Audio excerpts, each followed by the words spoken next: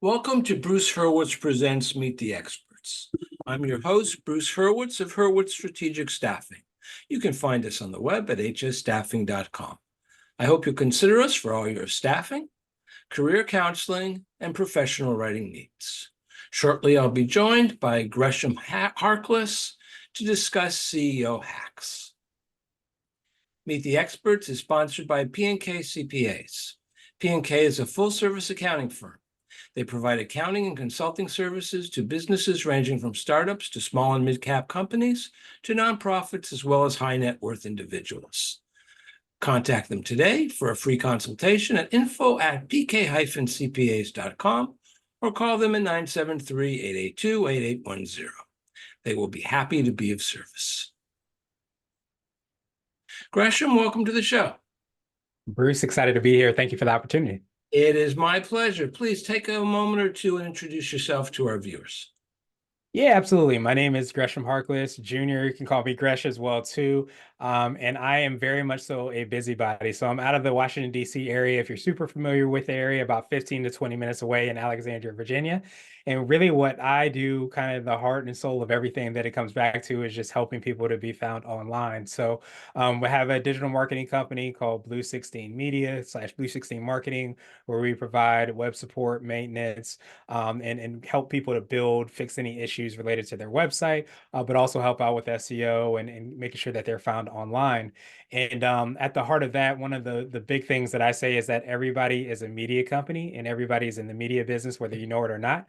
So it all becomes asking yourself and asking your team a lot of times is how do I create content and information so that I could serve the people that I want to see come through the door virtually or literally, depending on what type of business you have. And so my media company is called CB Nation. So I have a daily podcast, blog posts, video content, all to help CEOs, entrepreneurs, and business owners to succeed. So those are the two things that keep me pretty busy. So now you're on the opposite side of the microphone. I know. I'm in the hot seat. So we'll have to see how that fares. Sometimes this is a hot seat, but that's a different story. When I introduced our topics and said CEO hacks, all of a sudden I read it a little differently because hack used to be a derogatory term, but that's not how you meant it. So explain what you mean by hacks.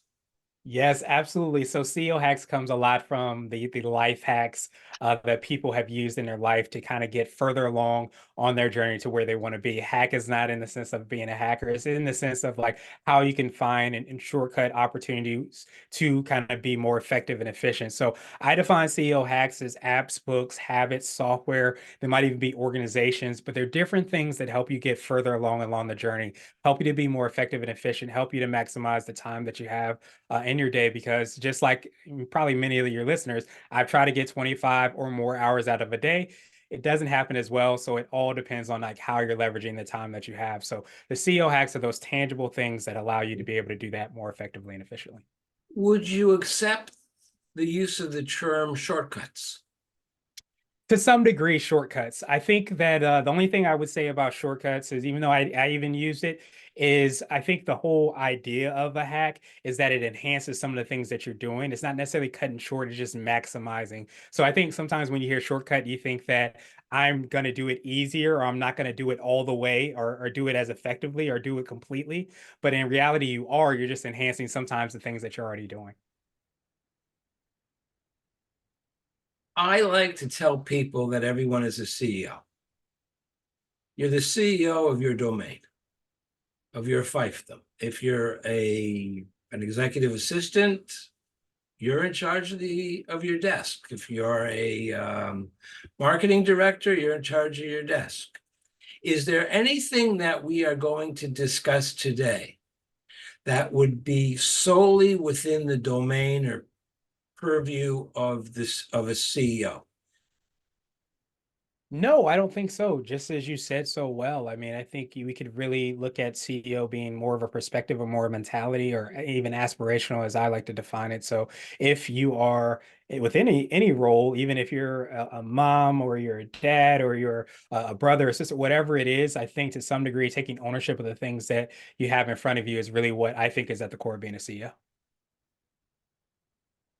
For obvious reasons, I'm going to start with a question about books. Years ago, when I was at a nonprofit, we had a board retreat. Now, usually with a retreat, you go someplace else. We went into the boardroom. So it wasn't that much of a retreat. And the keynote speaker was a futurist. And one of the first things he said was he doesn't like the word retreat because you're not retreating, you're advancing, blah, blah, blah. Okay, everybody says that. But he gave us a bibliography of books, and I bought them all, and I read them all. And I found valuable information. But one of the things that I read afterwards was an article, I don't remember where they said there's a problem with business books. Because whatever is the book du jour, everybody jumps on the bandwagon. We got to do this. It's got to be done this way. And then 3 months later, another book comes out. That's the #1 bestseller. Well, now we're going to do things that way. How do you avoid that? I think one of the biggest things, and this kind of goes back to like the idea of the CEO hacks, is it's very similarly where, especially now as we're having this conversation, AI is a really huge thing that people are talking about. They're talking about, all the things that you can do or can't do. The same thing as you were talking about with books. I think the way to avoid that is really to leverage the books or leverage the software, whatever it is that we're talking about, to support the things that you're already doing. I think so many times we get shiny object syndrome because we see a new thing that we feel like we need to read, we need to listen to, we need to install, whatever it is, it's something new and it's sexy, it's popular, it's trending, whatever it is that's attracting us to it. But we often forget about the quote unquote race that we're running, quote unquote thing that we're trying to execute on and improving that. So I think the best way to kind of approach that is really our approach going into these things is saying, okay, if I'm doing X, Y, and Z and A, B, and C, why am I worried about W, O, P, and all these other things that are sexy, that are exciting, that I want to do when they're not core to the race that I'm running? So I think the most impactful thing we could do is ask ourselves, like, how can I improve the things that I'm doing on a daily basis? Does this new book help me to do that? Does the strategies that are presented in this book help me to do that? If it doesn't, then maybe that's something you can kick to, another year or something like that. But at the end of the day, try to enhance the things that you're doing. I was laughing when you were doing the alphabet because when I would be babysitting friends' kids, I would give them what I call the Bruce timeout, which was the youngest one had to stand on one foot, let's say the left foot, and recite the alphabet forward.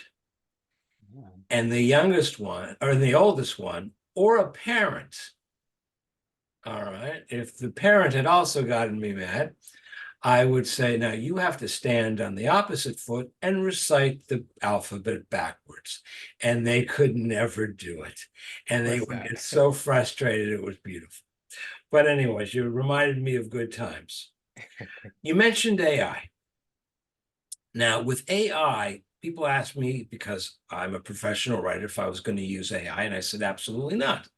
Because when you have a new software coming out, and this happened to everybody who has ever bought a computer, has purchased a brand new, fresh out of the box, now figuratively, but used to be literally, a piece of software, the first thing that happens is you have to upload updates. And then they make all the corrections, and a year later, you've got the software that doesn't have the bugs in it.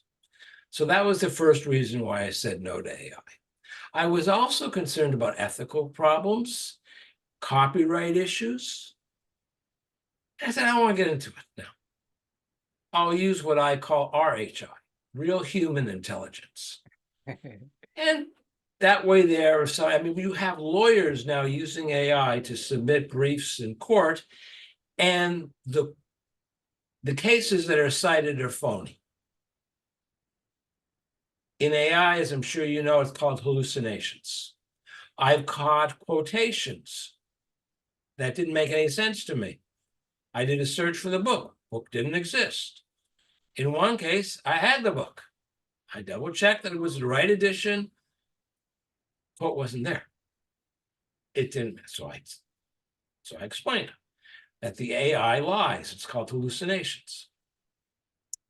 How do you recommend CEOs work with AI in a way that they will avoid embarrassments and lawsuits? That's a great question. And if it's okay, Bruce, I'm going to borrow from you. It's not a hallucination or anything. I'm Okay. going to say that if you have AI mixed with RHI, that's really the great way to try to leverage AI, I think. And it kind of goes back to what I talked about and why I was hesitant to say like these CEO hacks or these things that are out there are shortcuts. And I think when you have the mentality that it is going to be a shortcut, you will start to upload a prompt or say you want X, Y, and Z or this specific thing, or you want this specific quote, or you want this brief, and you won't go through and do the RHI part, which is actually to understand that you need to be the person or you need to have a person that is actually looking through this information. So to answer your question, I think really the best way to use a lot of these tools is kind of like an intern, really, because you may not get exactly what the things are that you're looking for, but before it goes live or before you send it out or before you stand in court and speak about it or speak to it, whatever it might be, you have at least done that human intelligence part and start to understand exactly what it's saying and make sure that it, again, is in support of the things that you're trying to do. And I think what's happening with AI is that people are really excited because they can literally write in 2 sentences or less than 2 sentences and they can get pages and pages of content and information, but they're not really understanding if that content and information is supporting what they're doing, or like you said, it's going to leave you in a place where you become that laughing stock. So I think the best way to do it is to approach it a lot like it's an intern, a really, really intelligent intern, but an intern that does make mistakes and is not imperfect, so that you can, at the end of the day, start to enhance the things that you're doing, not replace or take that shortcut towards it. I like that analogy to an intern. You can use my RHI and I will use your intern. Deal. When you wrote in, you mentioned one of the hacks, habits. Now, I'm a big believer in habits because if you establish a habit, you're also creating neural pathways in your brains and that's the way you're going to do it. So expand on that a bit about how you know that a habit is something you want to keep. You know that it's good, but how do you know it's not something that needs to be changed? I think that's a great question. And I think first, we have to sometimes remember that we all have habits. Whether or not they're habits that you want or they're habits or not, that's a whole different conversation. But I think so many times, we'll hear or we'll see people that are really, dedicated in the gym, or they're dedicated at work, or they're doing all the things that maybe we aspire to do. And we say that they have something that we don't, but we all have habits. Even if the habit is to start something and not continue, that in and of itself can be a habit. So I think the first thing is to accept that and to understand that. And then I think you answer the simple question of, are you doing the things that you want to do to get to whatever that goal is? So whatever your goal might be, whether it be going to the gym, whether it might be getting that promotion, or it might be having a 7-figure business, are you doing the things on a regular basis that can lead you to that? And if you're not, or if you're not achieving that, or you're not seeing the things that you hope to see, that's when you want to start to look at your habits. Look at the things not that you're doing, once a year. You want to look at things that you're doing on a daily basis and seeing what they're doing to get you to that place. And that's where I think there's really, exciting ways that you can kind of, hack yourself. And I mean that in a different way now, so that you can get to where you want to be. But I think it's so important to understand that you can make those changes and we all have those habits. It's just a matter of kind of re-engineering yourself and working backwards so that you can reach the goal that you want to reach. Now, I used to have habits for setting up appointments and posting on social media. And then it became too much for me. So I use Bookify as my scheduling app. and Zoho for my social media posting. With Zoho, I think it's 3 months. You can schedule them 3 months in advance and then forget about it. Is that a good example of a habit being transferred to an app? I think that is a perfect example of that. And that's exactly what I call the CEO hacks. Like the idea of giving somebody a scheduling link that is maybe booking something from a different time zone, and you don't have to do the back and forth. And that allows you to take that time and put it into your zone of genius. That's the definition of the CEO hack, being able to kind of schedule social media posts. Again, it doesn't have the same impact as a lot of times if you're posting natively on these platforms. But again, you start to weigh, okay, I only have this much time, and I really want to get this done. And I believe that getting this done is going to be impactful. So why don't I schedule it ahead? So using Zoho, using Hootsuite, there's lots of different platforms out there. Even Meta has different ways that you can schedule within its own site as well too. But again, being able to kind of leverage and maximize your time, because it allows you more time to spend in your zone of genius, so that you don't have to worry about things that I do, which is often like, did I book at the right time? Because I'm really bad as my own assistant. And I often will show up an hour late or an hour early if I don't have that booking link. You don't have to worry about those things because you let the software take care of it. I was speaking to a lady who was trying to book to be on the podcast. And I said, you just go to the website and just put it in. And she did it. She apologized. She said that, it was a bad day. And I said, don't worry, you have nothing to apologize for. And then I told her that when I become king of the world, the first thing I'm going to do is get rid of all the time zones. Everybody will be on the same time. Some of us will sleep at 1 a.m. and some of us will work at 1 a.m., but it's going to be 1 a.m. because I'm fed up with this nonsense. I have people in Australia who are very upset that I do this at 2:30 in the afternoon Eastern time, because I forget what it is. It's early in the morning in Australia. The next day. Yes. Well, Bruce, you got my vote. You got my vote. You got my vote. If that's your campaign, I'm in. That's my campaign. I keep it simple. One issue. I must ask, what is CB Nation? Citizens Band? No.